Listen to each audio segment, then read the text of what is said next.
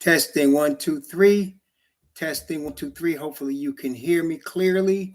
I hope that you all are healthy and safe on this Wednesday night, and that you've been getting blessed by the Spirit of the Father Yah, and that you are progressing through his word. Shalom to the 12 tribes of Abraham, Isaac, and especially Jacob, whose name was changed to Israel, whose children, according to Bible prophecy, are scattered through slavery into the four corners of the earth, and who have the 144,000 among them, who are now being prepared for a seal as we are near the end of this age. Greetings. Greetings to the Gentiles who were born into this generation by design, and who have received the truth of the perfect righteousness of Father Yah, given through the Mashiach, the Messiah, the Lion of the tribe of Judah, Yahushua. Greetings. Greetings to the chat, Brother Walter, Trayvon Walker, Akmar, Chaplain Lewis, Naviska, Yakoba, Brother Mark, Superstar. Greetings, Ricky Boy. Greetings and praise to the Most High for all of you. We're going to be talking about some current events today. Some things we have been talking about before, but I want to bring to the forefront today because of the prophecy involved. Mark Martin, also greetings to you, brother. I want to also announce, I should say, Brother Gary Joseph is coming to Florida this coming week, the Monday. I believe Brother Joseph said was Monday, Tuesday, and Wednesday.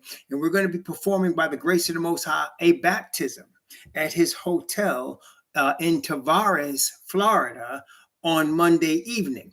And if you'd like to come, if you're in the Florida area and you'd like to support Brother Joseph as he's getting baptized, please email me at rawhebrewremnant12 at gmail.com. And we will arrange to get you the directions to come so that you can support the brother. My wife and I were thinking maybe after the baptism, if he wants, we haven't confirmed this with him, but we can have dinner somewhere together in the area and have our thank you, Trevon. We'll definitely do that, and have a fellowship, at some restaurant or something nearby. So let us know if you want to attend Brother Gary Joseph's baptism. Again, it's on Monday. Monday would be the 15th. Yes, the 15th of July at about 6. It's going to be about 6 o'clock, between 6 and 7. We haven't set a firm time yet, but between 6 and 7 o'clock. 6 and 7 o'clock. So I want to also share with you a little testimony. I told y'all the Most High has been doing some things, and I'm going to give you some highlights because I really want to get into the word today. But this testimony is related in a way to what we're going to study tonight. And so I want to share that with you. Many of you know my father slipped in the spring. And I came down here because of that. I ended up coming down here, and it was interesting. It was April. He slipped and fell on April the 10th. And I didn't know about it until the next day. Actually, he slipped and fell April the 9th, a Saturday. And I didn't find out about it until the night of the 10th. When his wife, my stepmother, called me and said, your father fell, and the ambulance took him away. And she was so worried, and they're both 82 years old, and she was disoriented, and she could not tell me where they took him. Okay. So then I said, I'll call you tomorrow to find out where he is. I thought that they'd contact her, whatever. So the next day, Monday, she still didn't know where he was. She said she went to visit him at a hospital, but then they moved him and she didn't know where he was. So I said to her, if you don't let me know, if I call you tomorrow and you don't tell me or are not able to tell me where he is, I'm coming the next day. I'll be there the next day. That was the April 13th. Of course, she couldn't. So I spent April 12th and 13th calling all the hospitals in the Orlando area, trying to find out where my dad was. It took a lot of work, but I finally did locate where they had transferred him twice. And then the third trip was to a rehab center, and I found out where he was. That night I made arrangements to come the next day to. He was going to be in Winter Garden, Florida, at a rehab center, and so I made arrangements to come there. I found a hotel, got a rent-a-car, got a ticket. When I was leaving on the 13th, there was an announcement that me and 32 other people were being let go. We're being laid off from our job that day, and I didn't care. Honestly, because my dad was on my mind. I mean, he was the foremost, right? So I came down on April 13th when I found him, and I found where he was, and I walked into the room. My heart sank because he looked like he was near death. And for about 30 seconds, he didn't even recognize who I was. And I was very angry at a certain relative of mine who had put enough stress on him to cause that to happen. So I was there, I don't know, maybe a week. And then I came back. And as I was coming back, my father asked me, when I was leaving, he said, "Do you have to leave?" Because they wanted to keep him there 21 days, right? They wanted to keep him there 21 days. And I said, okay, and they were not, y'all know the medical profession, right? They were not forthcoming with information, which I did not like. Okay. But I was cool. And so I left planning to come back close to the end of the 21 days to get him out of there. So I came back, and then they told me they wanted to keep him for 100 days. And I said, what? And they said, well, we need to further evaluate. Now I know the ripoff was on because they were getting money from Medicaid, Medicare, whatever, and they wanted to milk it. Whereas I came at first and they said they only could keep him maximum 21 days. Now they were talking about 100 days. So I came to my father's room, make a long story short, told him what they said. And he said, "Son, get me the hell out of here now." And he was in the bed. And I walked over, and his wife was like, my stepmother was like, "I don't know if we should do that," because the doctor said, my father said, "Get me the hell out of here now." So I said, "Pop, if you want to leave now, I'll take you out right now." And he, who had been sitting in his bed laid up, leaped out of his bed. I mean, he jumped out of bed and said, "I'm ready to go." So I put his clothes on, shoes on. I put a hat to cover his face and put him in a wheelchair and rolled him right out of there. His wife was nervous. She's like, "I don't know if we're supposed to be doing this. They're going to call the police." So after I got him in the car, I went back to the front desk. Now, at the front desk was this young woman that was so into Facebook, she wasn't paying attention to nothing. As a matter of fact, we walked right past his doctor, okay? And they didn't see us. We walked right past him in the wheelchair. They didn't see us. And so I came back to the front desk and I said, "The man that was in room 100. And she said, yeah, Mr. So-and-so. I said, "We just took him out. He's gone." She said, and she didn't even look up. She said, "Okay, fine." So then we left. Of course, when we got back to his house, phone ringing off the hook. "What happened to him? Where you took him? You shouldn't have took him out of here." And I said, "It's already done. And he ain't coming back," right? They was upset. Well, anyway, so I stayed that time. Now I wasn't working. I stayed for about a week and a half.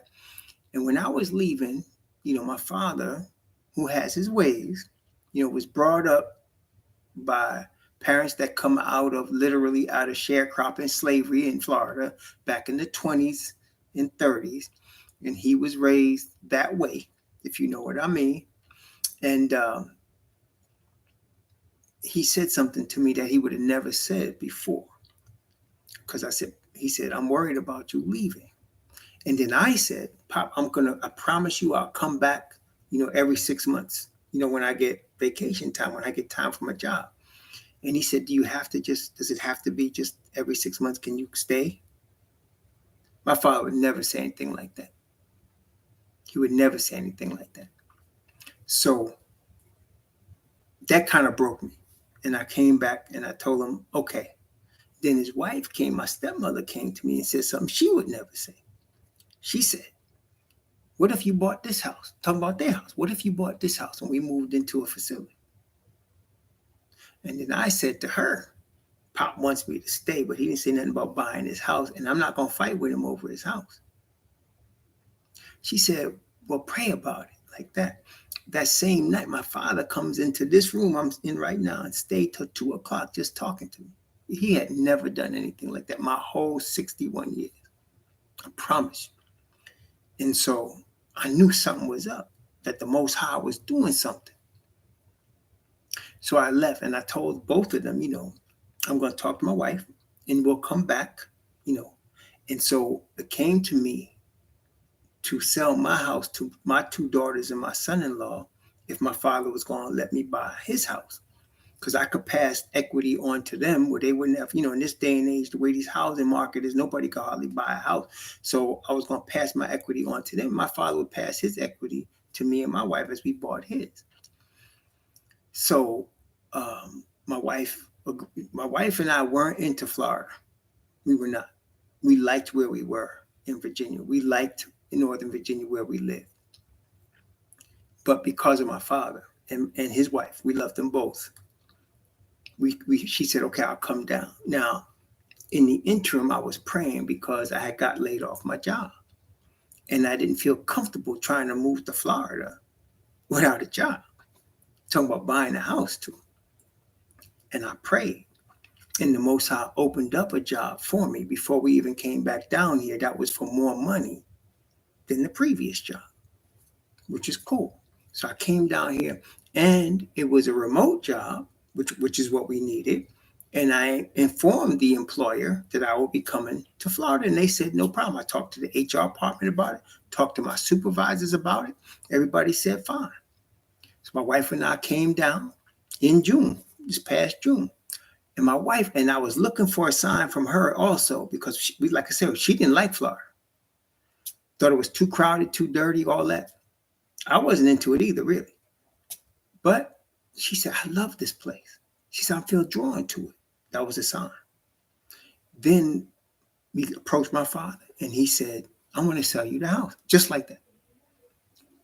So now we know we're supposed to come down here. So then that was June.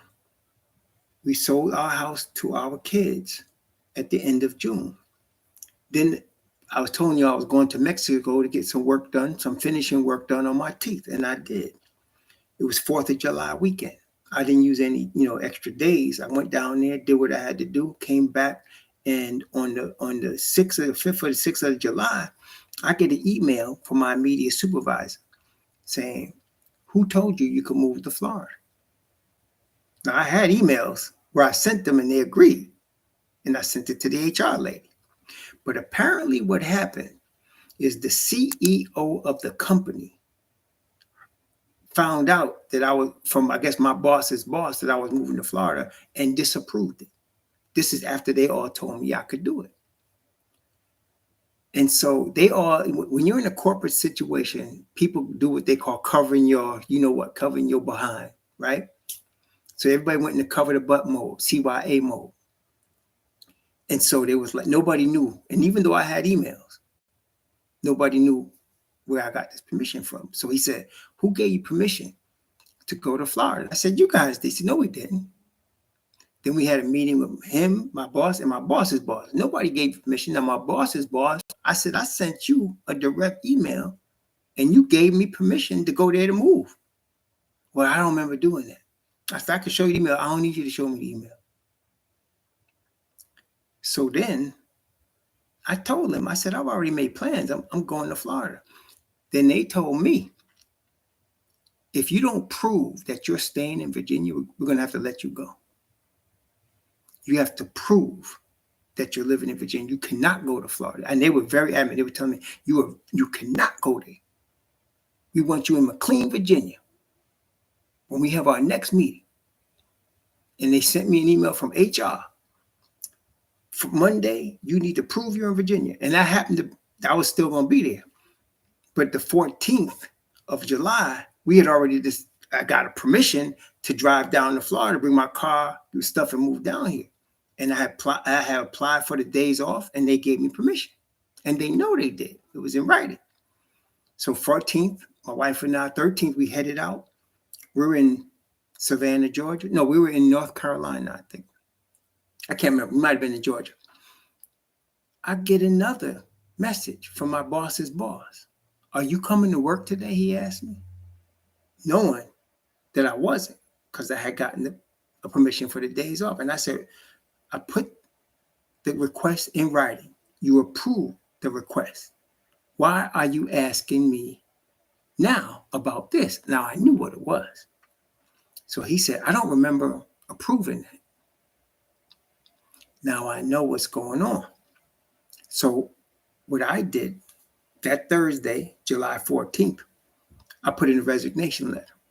Now here we are coming to Florida. I had just got the job. It's not good to look that you just starting the job in 1 month and quitting the next month. Mortgage is in the air now. I have mortgage application in Florida. And I put my resignation in. Most High was showing me, don't worry about it. I've got you. I'm sending you here. Not only that, some of y'all really helped because of your prayers. And not only that, just how we were able to fellowship, Brother Yashaya, the brother Ruel, Brother Imana Bakash and their families. Y'all don't know how much role you played in confirming that we're supposed to be down here. Not only that, I got calls from other people, that I didn't know was here, that were here. So that confirmed we're supposed to be here. So I offered the resignation letter, gave them the 2 weeks notice. Of course, they got back to me and cut the 2 week notice to 1 week and then docked me for the 2 days that they gave me permission to take. Yes, they did. So we came down and they were fighting us all the way. My wife and I were packing, and we were packing with heavy hearts because we didn't want all of this to be, coming up at this time.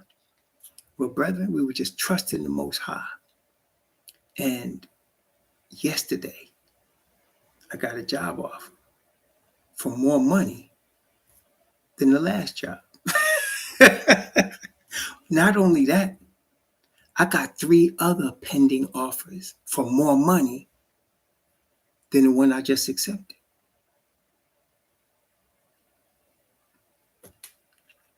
Is the Most High good? Is he good or what? So I called the mortgage company yesterday, and I told them, I'm leaving the other job. I got a new job. They said, okay, send us the offer letter. And they said, well, how much is it for less money? I said, no, it's for more money. And I didn't even tell them I got 3 other offers pending with hiring managers in the next week that are all more money than what I just accepted, which is more money than the last job I had. Not only that, all of the supervisors that were saying, we didn't know you had email. They called me privately. We're sorry we had to do that because upper management, blah, blah, blah. If you need us for a reference, make a reference for us. Matter of fact, we were consultants for the federal government. I got a call from people at the federal government level saying, we're opening up a spot for you. If you don't have a job, we're opening up a spot for you. And I just got an email from the federal government yesterday saying a hiring manager wants to talk to you. And that's more money than what I just got. So the Most High has worked the whole thing out, man. He's worked the whole thing out. And so there's still some more stuff to go, but I know for sure, without a doubt, that the Most High guiding our steps here, and that we're here in Florida by his design, and that he's working everything out. So I just wanted to share that with you because all of us, yeah, it's right, brother. That's right. Brother Walter, that's exactly right. I told him, no, we ain't coming down here because I didn't want to come here. But when my father said, can you come here? Can you stay by me? I had to. As a matter of fact, my boss's boss's boss was talking to me. I asked for a meeting because I didn't believe they were doing this to me after I sent the email. And I was in tears. And I said, I cannot. You're causing me to try to choose between my father and my job. Y'all shouldn't be doing that. I said, that's not right. He said, no, I'm sorry. I don't have no control over that because it was the CEO of the company telling them, tell this man he can't go to Florida. But apparently, the Most High had other plans. Praise the Most High. And I needed a job. Not only did I need one, but I needed a fully remote job. There you go. There you go, man. So just wanted to share that with y'all to start off tonight because we're going to all go through similar trials. It was definitely, you know what? And this is the thing. Maturity Approach asked a good question. What did the CEO know about me? I don't know. I never to this day met the CEO. Never met him. I seen his name, but I never met him. I don't know who he is or where he know me from. But he told them, if this man doesn't prove he's in Virginia, he's not going to work here. After they all said, you can move to Florida. Even I got a private call from the HR department. Now, how many times you hear that? I get a private call from the HR department.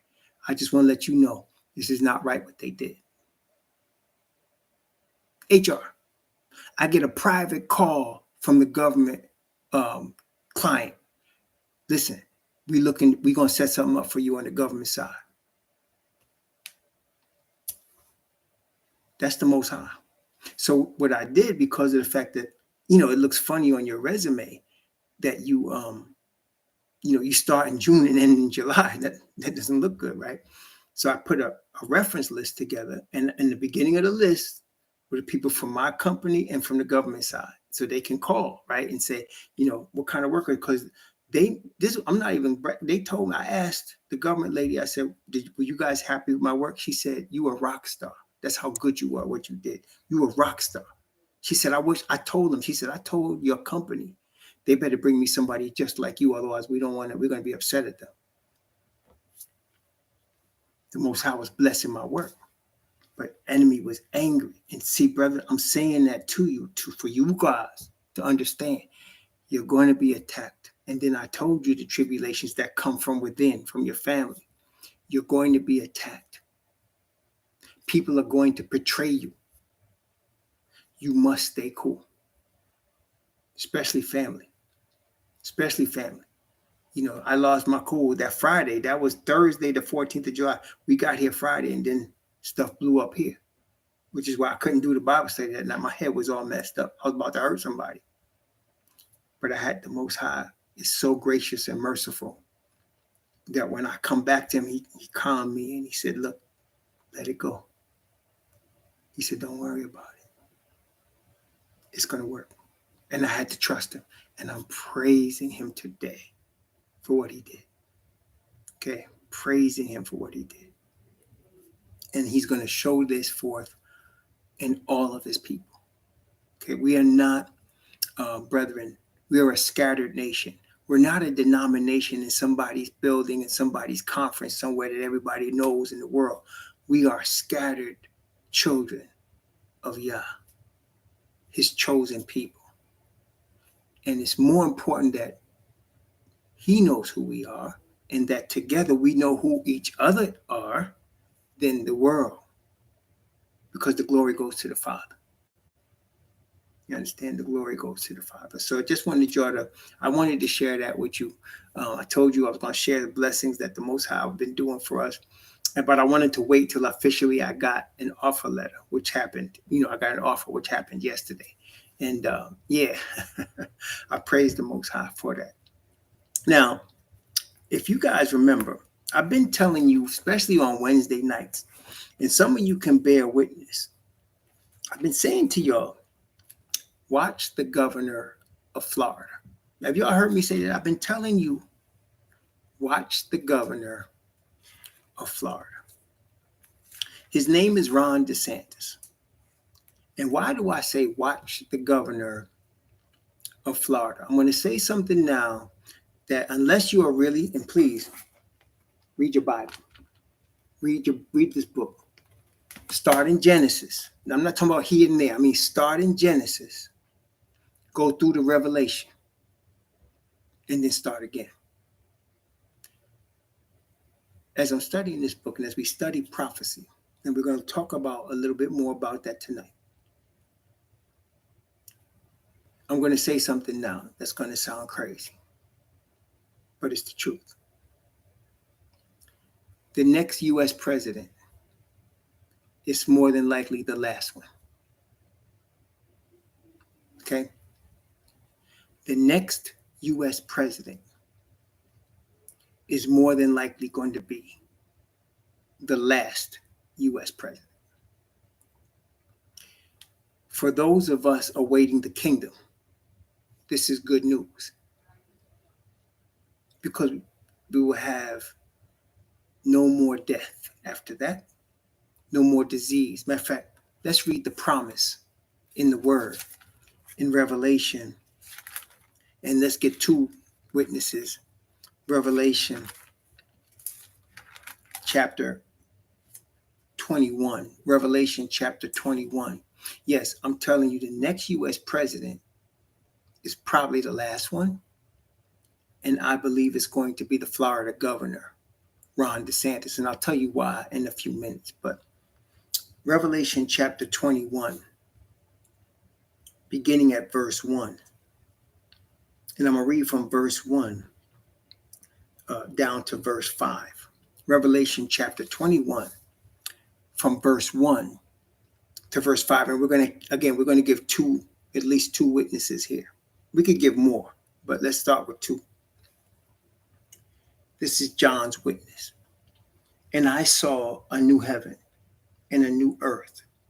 For the first heaven and the first earth were passed away, and there was no more sea.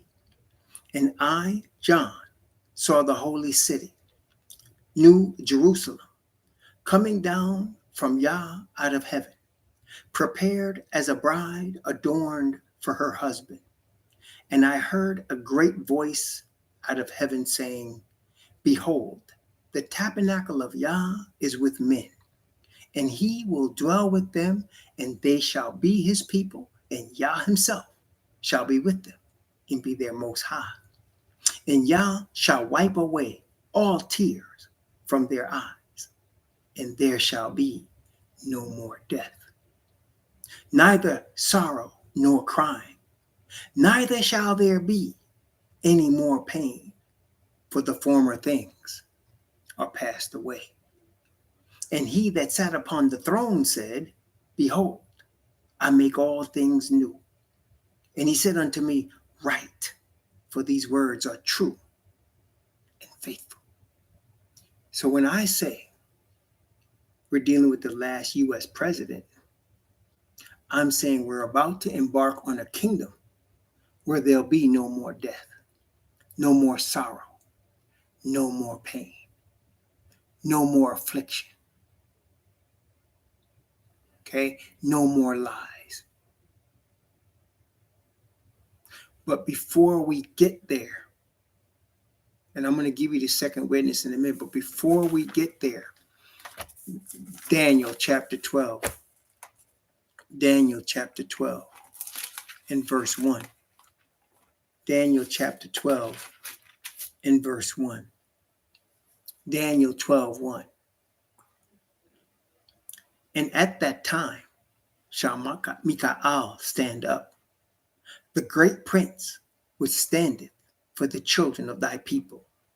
And there shall be a time of trouble, such as never was since there was a nation, even to that same time. And at thy time thy people shall be delivered, everyone that shall be found written in the book.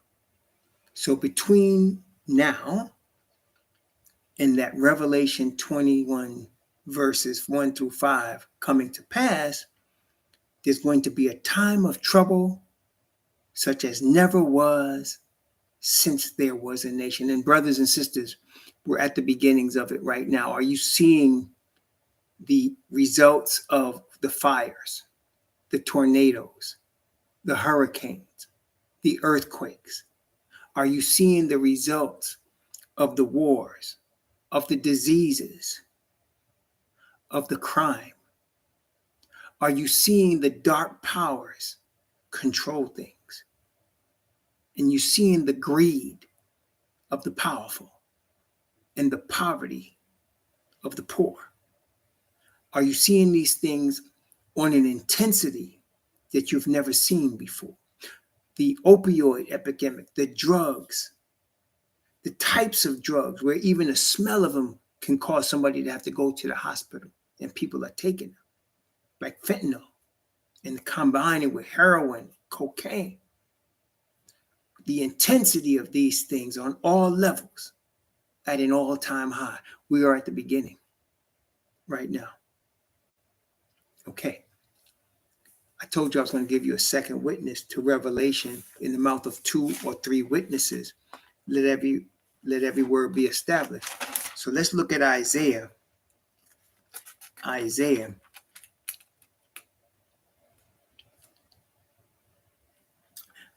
chapter 65.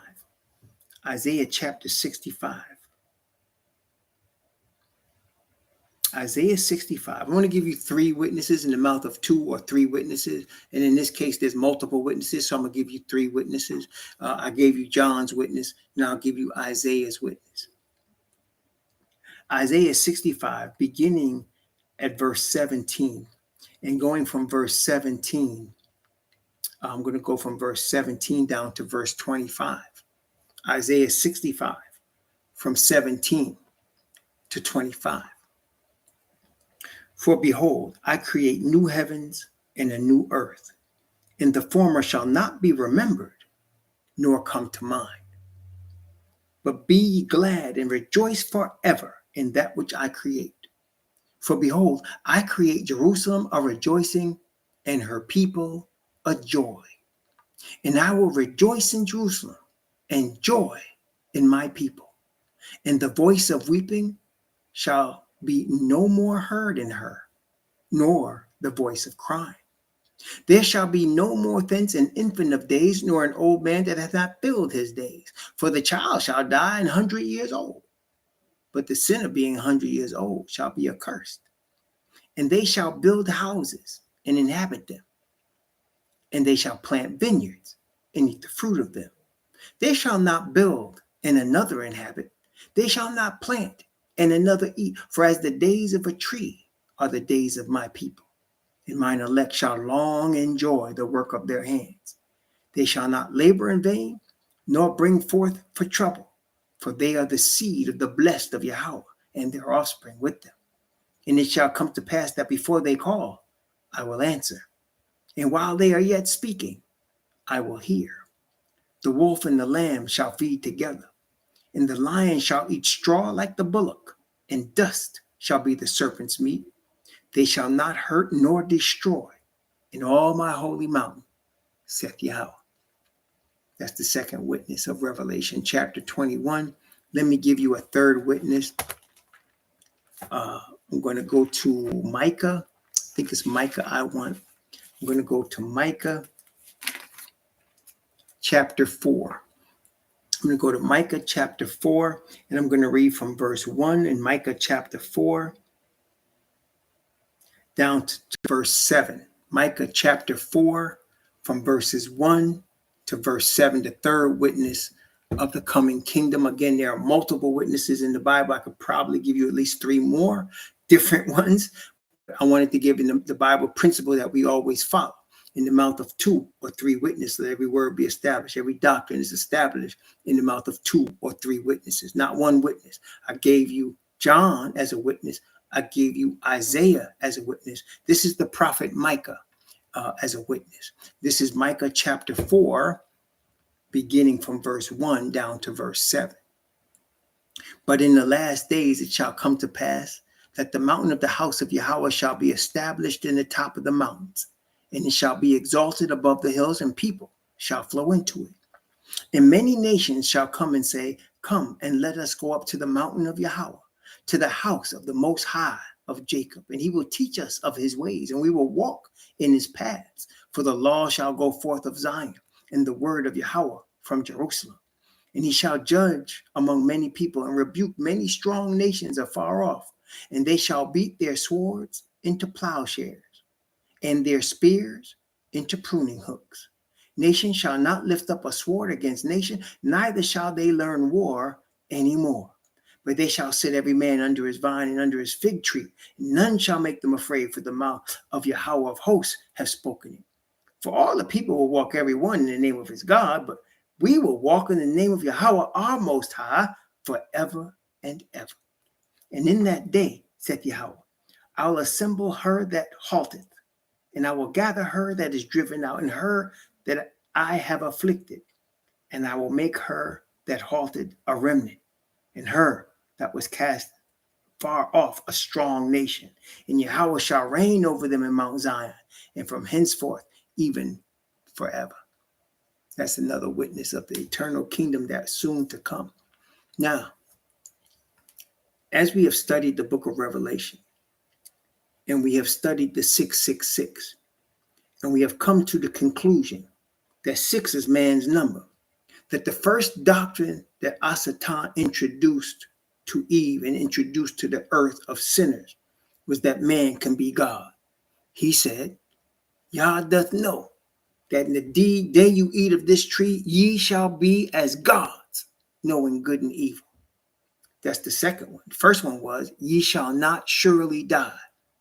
2 things he taught that go directly against the word of the Most High, where he says, that is, Yah says, the wages of sin is death. Satan said, ye shall not surely die. Yah says, there is no other God but one. I know not any. The devil says, you can all be gods. 666 is the dragon, the beast, and the false prophet. Man-made religions that rule the earth. Beware of man-made religions, brethren. That's why I say, please read your Bible. Start at Genesis and read through to Revelation. And when you're finished, read it again. Then you'll be able to understand what I'm saying. Otherwise, you're going to be caught up in a man-made religion, like a man-made Christianity, or a man-made Islam, or a man-made Buddhism, or Ashkenazi's Judaism, all man-made. In the Bible, there is no man-made religion. There's only Yah and his people and those who receive him through his people. That's all you see in the Bible. You don't see no man-made religion. And yet the earth is run by man-made religion. Let me explain something to you. When Satan gets ready to deceive the people on a mass basis, he must get the people to agree. And he gets the people to agree by showing them something that appears true and righteous. And let me take Mr. DeSantis as an example. The other day, Mr. DeSantis fired a county district attorney. And why did he fire that county district attorney? Because the state of Florida had made a law that said that boys and girls should not have sex change operations, that they should not be allowed to have their organs cut out or organs sewed on because they think they're the opposite sex that they were born. That's the law. This particular prosecutor in a particular county of Florida refused to obey that law. And Mr. DeSantis suspended him with the intention of firing him. Did it to him and to another one too.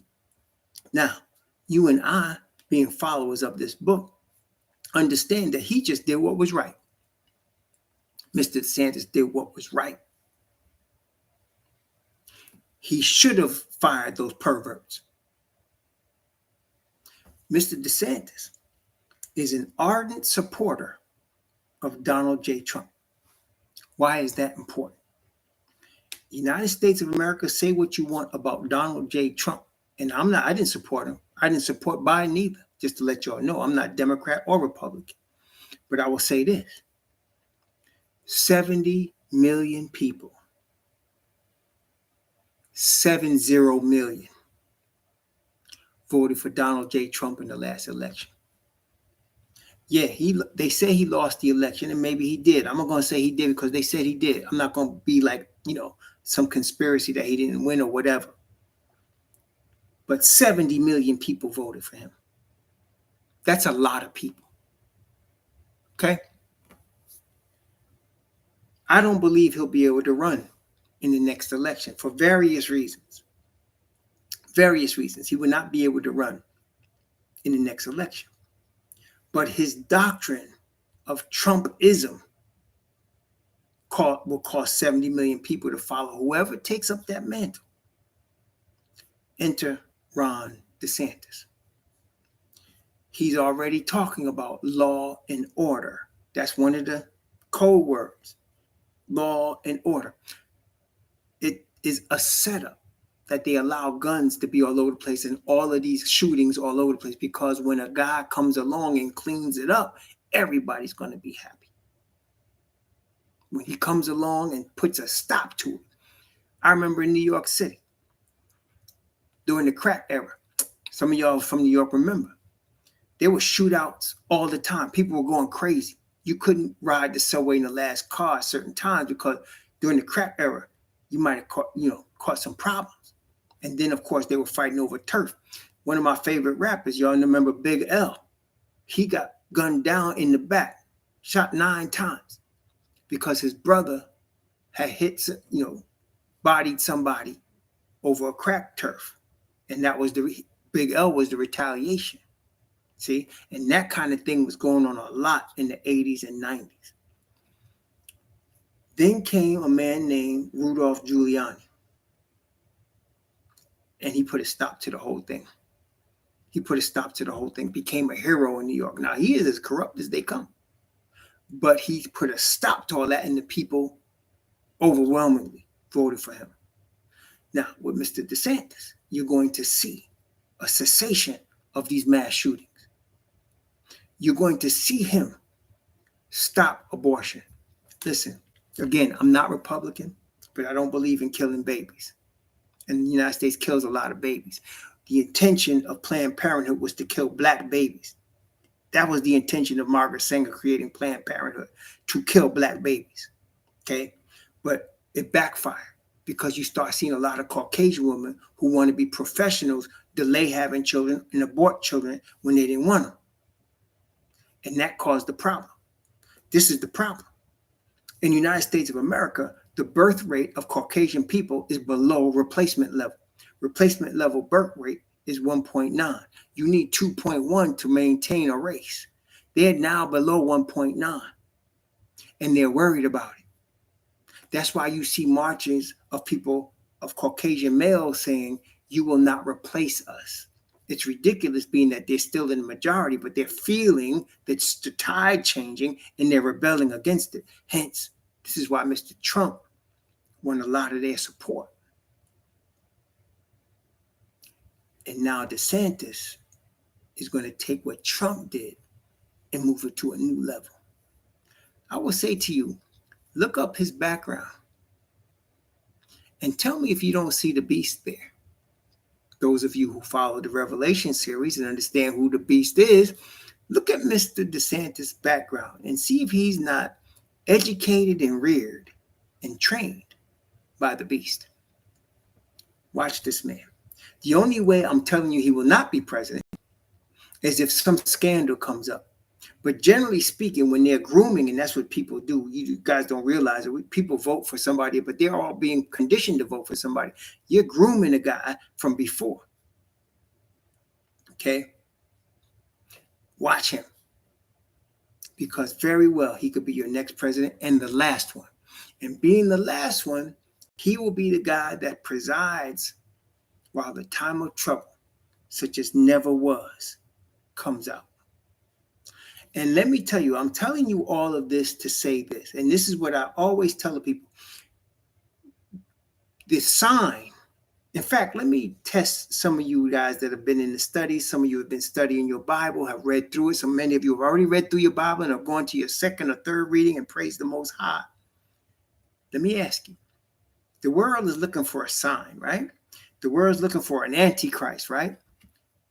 Let me ask you all, according to the word of the Most High, what is the true sign? I'm asking y'all now. I'm going to give you the answer, but I want to know my brothers here and my sisters here in the chat that have studied the word. What is the true sign? What sign is really the sign of the return of the Most High? That's right. The sealing of the 144,000 is the sign. And somebody would say, well, who's the 144,000? How do we know the sign? The world would not recognize the sign. The sign is not for the world. The sign is for the servants of the Most High. Okay? You remember when Messiah was born? How many people recognized him as Messiah? When he was born, how many people were celebrating? Was the whole Jerusalem celebrating? Was King Herod celebrating? Were the general populace of the nation of Israel aware that Messiah was born? There were just a few people that recognized who this man was when he was born. And then as he walked the earth, the religious leaders wanted to kill him. And they told the Roman government that he was treasonous. Messiah was arrested for treason. Officially. Do you remember? They said to Pilate, if you let this man go, you're not Caesar's friend. This man made himself a king. And we have no king but Caesar. In other words, they were accusing the Messiah of trying to overthrow Caesar's kingdom and be his own king. And they chose Barabbas over Messiah. And if you understand what that means, Barabbas means son of the Father. They chose their own man-made Messiah. Barabbas means son of the Father. Look it up. Abbas means father. Bar in the Greek means son. Son of the Father. He was trying to claim to be a Messiah. And they chose him. They chose the man-made Messiah versus the real Messiah. They crucified. They turned over to the Gentiles, the real Messiah. Brothers and sisters, as it was there, so shall it be now. People will not recognize the true sign. Only a few. And why do I bring that up? When you see things like I mentioned, like Mr. DeSantis rising politically to become president, when you see things like what he's going to do to get, because he's going to win, I think he's going to win his election big. It's not even going to be close. I think DeSantis is going to win big because not only is he going to get all the conservatives, he's going to get a lot of Democrats that's just tired of crime, that's tired of this perversion. He's going to get a lot of black people voting for him. How many black people do you think? See, in spite of the media, most black people think of homosexuality like this. We all know that they exist. We all know we got somebody in our family like that, but we don't like it. But we just accept that they exist. We don't think they should have equal rights or that they should be getting married or that they should be a whole thing for them. We understand they exist. That's how most black people feel about it. Okay? We don't want you highlighting men in dresses and men trying to dress like women. Most of us not into that. I think I can speak safely like that. Most of us not into that. Okay, despite what the media try to push on us. So you're gonna get a lot of black people voting for DeSantis, and you get the combination of black, Hispanic, and of course you're gonna get a lot of Caucasians. He's gonna win big. He's gonna get all the Trump's votes, and he's gonna get more than that. And when he comes into office, you're going to see a revival of white Jesus Christianity. Somebody asked me today, why do you bash Jesus Christ? I don't bash Jesus Christ. I bash white Jesus. because white Jesus has helped keep black people in mental slavery for more than 500 years. That's why I bash white Jesus, because he doesn't exist in this book. There is no white Jesus in there. There is no Christian religion that he founded in there. He's of the tribe of Judah. You understand? So when you read the book, you see that. But most people don't read the book. They read the New Testament or parts of it, but they never read the book. That's why I tell people, if somebody try to argue me, say, listen, have you read from Genesis to Revelation? How long will it take you to do that? Well, I have never done that. Then you know what? We don't need to talk about a book you have not yet read. We don't need to discuss it. I don't even want to get into it with you. Once you have read it, we can discuss it. But if you haven't read a book, why am I going to discuss it? You haven't read it yet. You understand? And that's where we at. That's where we at. I've had people try to argue with me, why do you know the Bible is true? Blah, blah, blah. I said, you read what? When did you start at Genesis to read the Revelation? Well, I've never done that. Well, don't come to me telling me you read the book, because I've actually read the book. And if you have not, me and you cannot have a discussion about something you haven't read. And most religionists, especially in the United States, have never read the book. Oh, they would have read the Book of Mormon. Oh, they read the Watchtowers. Oh, they would have read Ellen White's books, Desire of Ages, Great Controversy. They read all that. But the Bible, to start at Genesis and read through the Revelation, they have never done it. Oh, they'll glorify man. They'll glorify man, but they will not glorify the Most High. See?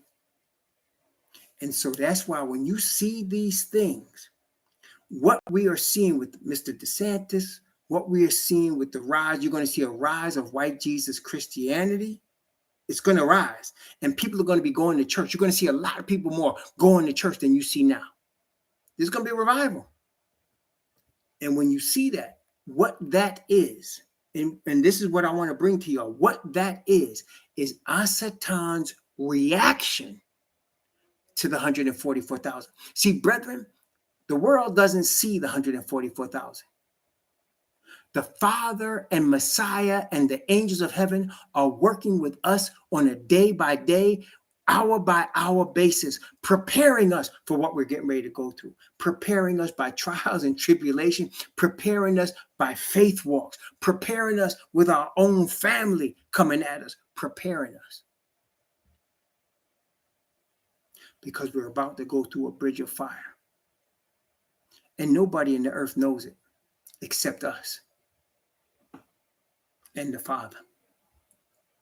Brothers and sisters, let me tell you something. If you read the Bible, you will understand what I'm about to say. The Father has never been with the majority. He has never been with the majority. In every case, in all of the instances of history of the Bible, you will see he's with the remnant. He's always with a remnant. His people are always a remnant, and they're never the majority, ever, ever, ever. And so we are being prepared to do what Messiah said we must be able to do. Stand. We're being prepared to stand in the face of total loss, because that's what it's going to cost. It's going to cost you and me, family, friends, money, property, house, apartment, job, bank account. It's going to cost you everything except what you got on your back. We're being prepared to stand for the truth in spite of that. We're being taught by the Father the truth of his word. And we're being taught by the Father to trust his word. And brethren, we're being prepared because That's what you're seeing now is the reaction. See, it's not the opposite. It's not that Father has to do something because Mr. DeSantis is going to be president. Father has to do something because there's going to be a Christian movement. Father has to do no. This is Asatan who sees the spirit world. You understand there's a spirit world. You and I live in a fleshly world, but we're being taught to live in the spirit world because all of our angels that guard us and all of the angels that are on the side of darkness, they live in the world of the spirit and they can see things that humans can't see. But the word of the Most High shows us what humans can't see by his spirit. And the majority of the world will never see what's going on. But Asatan can see who we are. He knows who we are. He can see angels coming and going and working with us. He knows it. See? So what you're seeing, when you're seeing everything I just described, is his reaction because he knows. Look again. Let's look at Revelation chapter 12. Revelation chapter 12. Revelation chapter 12. First, let's look at Revelation chapter 1. You know the verse I'm going to. Verse 1. The verse that really tells you everything you need to know about prophecy, but most people ignore. That's amazing, isn't it? Revelation chapter 1. I'm going to read verse 1, 2, and 3. Revelation chapter 1, verses 1, 2, and 3. Listen carefully, because most people don't even hear this from I'm about to say. And yet it's telling you plainly. The revelation, and I'm going to read it as it says it here. I can't use the word God, though. I can't call him that. His name is Yah. Okay, so excuse me there. The revelation of Jesus Christ, which Yah gave unto him. Think about that. Think about that. It's a revelation about the Messiah that was given to the Messiah by the Father. Before I continue, let me ask you a question. What is the one thing Messiah told his disciples that only his Father knew, but he didn't know? But it will be revealed by his Father. What is the one revelation that Messiah told the disciples? I don't know, but my Father knows. That's right. The return of Messiah. This here, it says, let's look at it again. The revelation of Jesus Christ, which Yah gave unto him to show everybody? No, to show unto his servants. Not everybody. Not everybody in the earth is his servant. To show unto his servants things must shortly come to pass. So we can surmise, which we have found out as we studied it. The book of Revelation reveals the return of the Messiah. Am I lying? Those of you who can bear witness, am I lying? The book of Revelation reveals the return of the Messiah. Most people don't know that because most people haven't read it. And in order to understand the book of Revelation by the Father's Spirit, you need to know all the prophets of the Old Testament and and the New Testament as well, which quotes the Old Testament. If you just a New Testament Christian, there is no way in heck you gonna ever know the book of Revelation. You will never know. There is no Christian that's a New Testament Christian that can tell me about the book of Revelation because they don't read the prophets. The prophets testify about the book. That is why Messiah said to his disciples after his resurrection, he said, he taught them from Moses, beginning at Moses and the Psalms and the prophets, the things concerning himself. That's what he said. Do you ever wonder what those things were that he read from Moses and the Psalms and the prophets, the things concerning himself? Well, here it says, the revelation of Jesus Christ, which Yah gave unto him to show unto his servants things which must shortly come to pass. Let's continue. And he sent and signified it by his angel unto his servant John, who bear record of the word of Yah and of the testimony of Jesus Christ and of all things that he saw. Blessed is he that readeth, and they that hear the words of this prophecy, and keep those things that are written therein, for the time is at hand.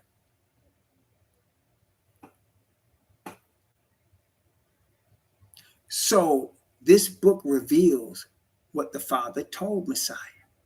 And it's not for everybody. It's for fathers and Messiah's servants. And he's showing us the order of things. Father reveals something to his son. His son said, as he told us, he's not anything of himself. He gets what he gets from his father. So the son reveals it to his angel. The angel is sent to give it to an earthly servant who is going to bear witness to Yah's people of the message. The servants are the 144,000.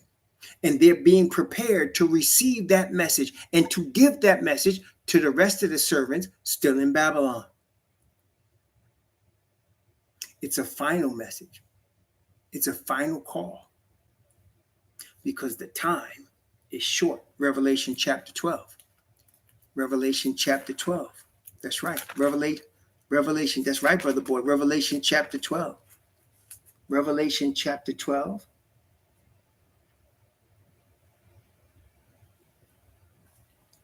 I'm going to read Revelation 12, and I'm going to read from verse 9, from verse 9 down to verse 12. Revelation 12, from 9 through 12, just for the sake of emphasis of getting to the point here. Revelation chapter 12, from verses 9 through 12, watch this. And the great dragon was cast out, that old serpent called the devil and Satan, which deceiveth the whole world. He was cast out into the earth, and his angels were cast out with him. And I heard a loud voice saying in heaven, now is come salvation and strength, and the power of our Yah, and the power in the kingdom, of our Yah, and the power of his Christ or Messiah. For the accuser of our brethren is cast down, which accused them before our Most High Yah day and night, and they overcame him by the blood of the Lamb and by the word of their testimony, and they loved not their lives unto the death. Therefore rejoice, ye heavens, and ye that dwell in them. Woe to the inhabitants of the earth and of the sea, for the devil is come down unto you, having great wrath, because he knoweth that he hath but a short time. Yes, brethren. Now the time is so short. Any child that can count to 10 can count it. That's how short a time we have. And you're about to see some stupendous and amazing things happen over this next 10-year period. Really and truly, as we get to this next presidential election, you're going to see a lot. Okay? And that, brethren, is the sign that we are being close to being prepared. See, it's not about us preparing ourselves. That's man trying to save himself. No, it's about the Most High Yah preparing us with our permission. Very difficult thing to put all your trust in Yah when you're under stress and strain, when your family's pushing you, when your spouse is pushing you, when your brother is pushing you, when your sister's pushing you, when your mother's pushing you, when your father's pushing you, when your cousin's pushing you, when your homies are pushing you. Very difficult. Especially when they bring up the past. And y'all know, especially around holiday season, there's a lot of fights and murders that happen in people's houses because people start to fight about the past. Am I lying? Am I lying? A lot of internal strife happening within families during them holidays when families get together and people start bringing up the past. Brethren and sisters, salvation from Yah is forgiveness of sins of the past. We don't need to defend ourselves about the past. And we know that people are in our families that can get to us. The Most High is using them to prepare us. If we can overcome the sins of our past that are brought back to our face, that's our Satan doing that.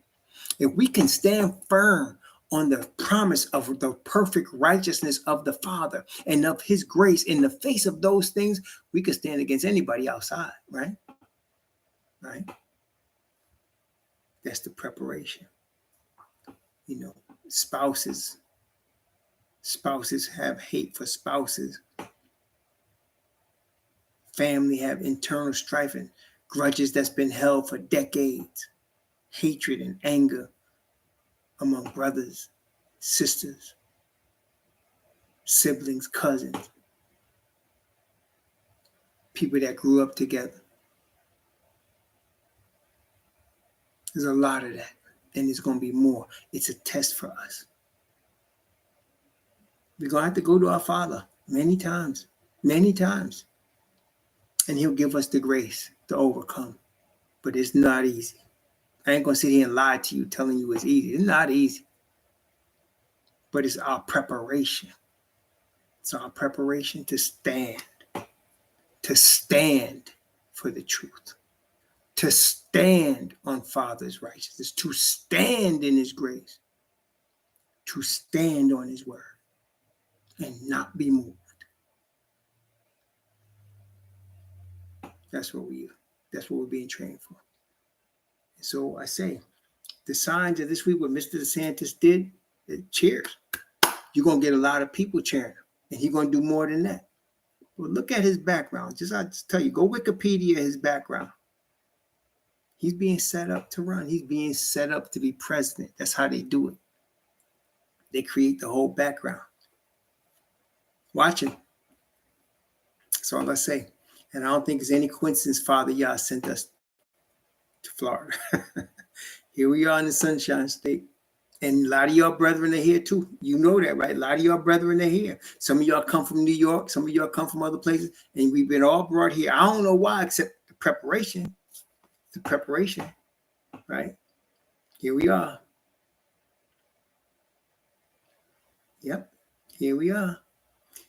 And the Father Yah knows how to break what we all know we suffer from as Hebrews, generational curses. Am I right? Do you see it in your family? I see it in mine. Generational curses. The Father's righteousness can use us to break the curse. Praise Yah. Praise the Most High. So, I wanted to share that with y'all. And may the Most High bless those that receive whatever the Father used me to say to bless those. May He get all the honor and the glory today. May He bless you and keep you. May He cause His face to shine upon you and be gracious unto you. May Father Yah lift up His countenance upon you and your family and give you peace. Shalom. Shalom, chat.